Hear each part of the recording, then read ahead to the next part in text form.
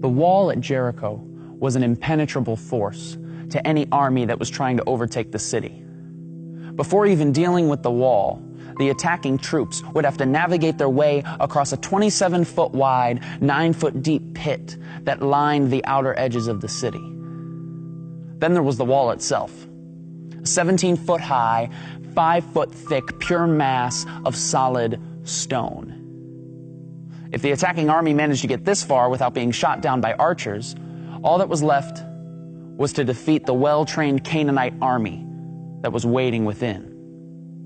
This was the reality for a young leader named Joshua and his ragtag Israelite army.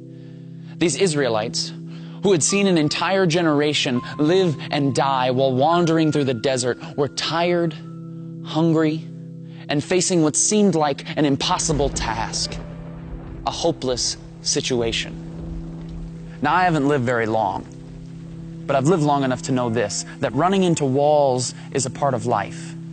And the bigger the wall, the more hopeless the situation can seem.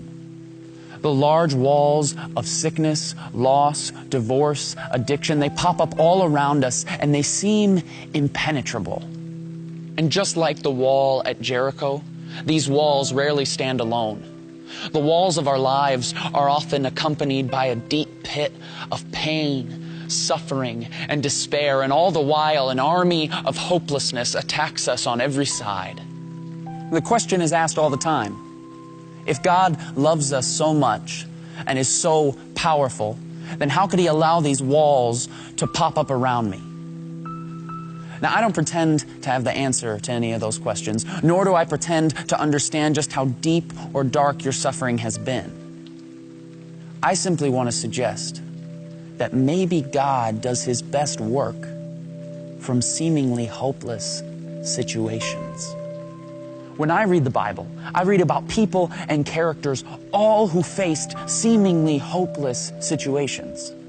In fact, I cannot find a single person who walked faithfully with God without first facing a hopeless situation. Adam and Eve ruined paradise by inviting sin and death into a perfect world. A hopeless case. Joseph was betrayed by his brothers for his pride and put in prison. A hopeless case. Moses was cornered on the banks of the Red Sea with the most powerful army in the world breathing down his neck. A hopeless case. Gideon was 300 against 300,000. David stood across the valley from a bloodthirsty giant. Esther was a woman trying to gain a word with a prideful king. Daniel's roommate was a lion. His friends were thrown in an oven. Jonah sucked at his job and got stuck in a whale. Peter was a coward. Paul was imprisoned. The 5,000 had no food. Lazarus was dead. Timothy was too young. Abraham was too old. The youngest son was too stupid. The walls of Jericho were too strong. And Jesus was humiliated, hung on a cross, and buried in a tomb, burying all hopes of the revolution that was hoped for thousands of years. Now, everybody was ready to close the book on these stories. The end, game over. But if there's one thing we learn from the Scriptures, it's that we can never place a period where God has placed a comma. Because when all other options have been worn out, when circumstances couldn't get worse, when everything else has failed, get ready, because that is exactly where God shows up. Because Joseph became second in command. The Red Sea parted. Gideon won without lifting a weapon. Goliath's head was on a plate. Esther spoke and the king listened. Daniel tamed the lion. The oven felt like room temperature. Nineveh repented. Peter became the rock.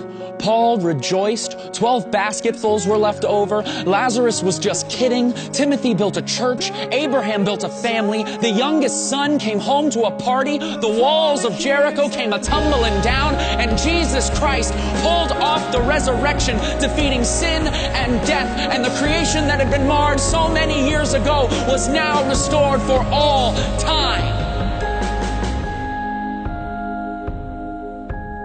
With God, what seems like a hopeless situation is not only possible, it's favorable. Because only God can turn a mess into a message.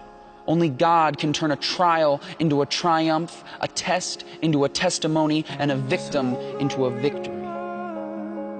His power is made perfect in weakness. So let us rejoice in our trials and hold unswervingly to the hope we profess, because He who promised is faithful, was faithful, and will always be faithful, no matter how hopeless the situation.